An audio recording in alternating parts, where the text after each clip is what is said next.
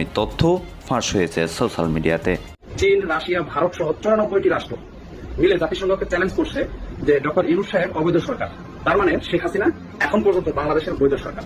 সেই ডকুমেন্টগুলোই আপনাদের সঙ্গে আজকে আমি শেয়ার করব। এই মুহূর্তে সারা পৃথিবী চাচ্ছে যে শেখ হাসিনা প্রধানমন্ত্রী, উনি তার প্রধানমন্ত্রীতে ফিরে আসুন।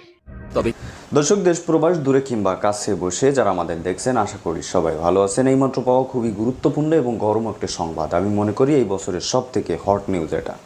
দর্শক, চীন, রাশিয়া এবং ভারত সহ আরও 98টি দেশ জাতিসংঘের কাছে জানিয়েছে শেখ হাসিনা পদত্যাগ করেননি, এখনও তিনি বাংলাদেশের প্রধানমন্ত্রী। এ কথা আমি বলি নাই, শুরুতে এই শিরোনামে দেখে এসেছেন একজন আওয়ামী লীগ বা আফসোস লীগের নেতা, সে কিন্তু এই তথ্যগুলো সামনে এনেছেন। এখন এই তথ্যগুলো আপনাদের দেখতে হবে এবং আপনাদের যাচাই করতে